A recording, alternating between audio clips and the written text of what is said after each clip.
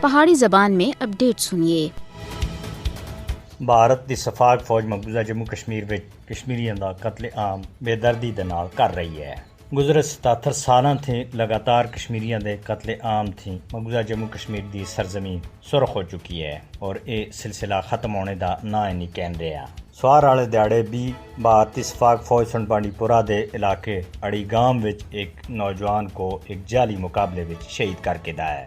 اس طرح جنوری 1989 تھی کہن کے اس ویلے تک مقبوضہ جموں کشمیر وچ 96,308 تھی زیادہ کشمیریاں کو بے دردی دے نال شہید کیتا گیا ہے۔ بھارتی فوج کشمیریاں کو آزادی دے مطالبے دی وجہ تھی سزا دے رہے ہیں اور بھارتی فوج دا مقصد ہی کشمیریوں کو خوفزدہ کر کے انہاں دے دلاں تھی جذبہ آزادی کو ختم کرنا ہے، لیکن کشمیری اپنے شہداء دی قربانیاں کو کسی بھی صورت وچ کانڈ پیچھے نہیں سٹ سکتے۔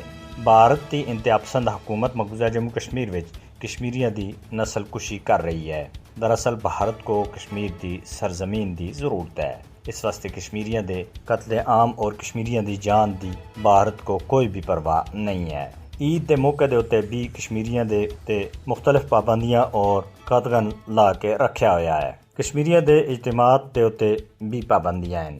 بھارت یہ سارا کچھ اس واسطے کر رہا ہے کہ شاید وہ اپنے ان ناپاک حربیاں وچ کامیاب ہو جلسی، لیکن بھارت نہ اس سے پہلا کشمیریاں دے دلاں تھی جذبہ آزادی کو ختم کرنے وچ کامیاب ہویا ہے اور نہ ہی آئندہ ہو سکسی۔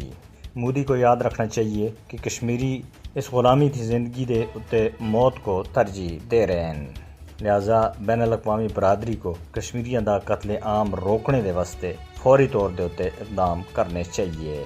مقبوضہ جموں کشمیر دی سنگین صورتحال کو مد نظر رکھدیا ہویا عالمی برادری کو اس تنازع کو حل کرنے دے واسطے اپنا کردار ادا کرنا ہوسی۔